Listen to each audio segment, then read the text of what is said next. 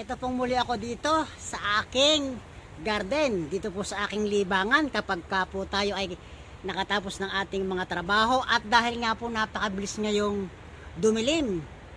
Buti na lamang at bago tayong lobas, kaya ngayon tayo ay nartong muli at tayo po ay kumuha na nung ating mga nahuhuling magagandang mga bunga.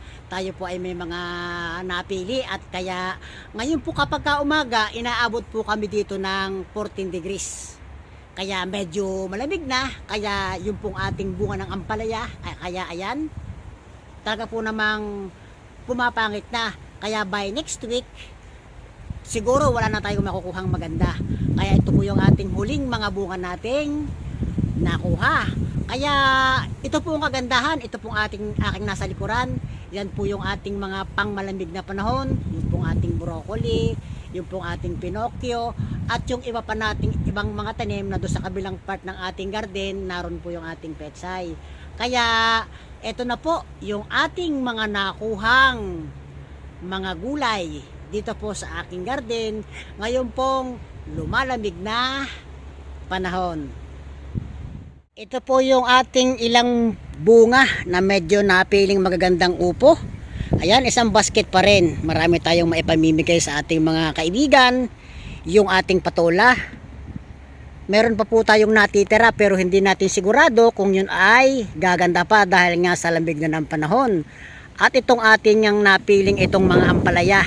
Ayan, kung makikita nyo naman, ito yung kulay na yan dahil nga sa lamig na ng panahon. Pero magaganda pa rin itong ating ilang nakuha. At ito po yung tatlong basket na sa ating table. At ito naman po yung ating ika-apat na basket. Ito po yung ating petsay.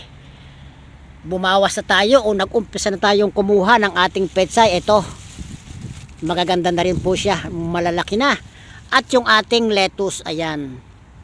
Kaya ito po, yan, nakakatuwa po yung ating gumaganda na ating mga tanim dito na pang malamig na panahon.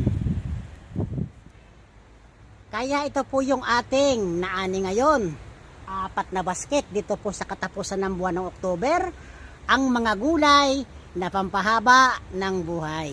Kaya sa lahat po, maraming salamat sa lahat ng nakakasubaybay at nakakapanood dito po sa aking libangan dito po sa Parma, Italy.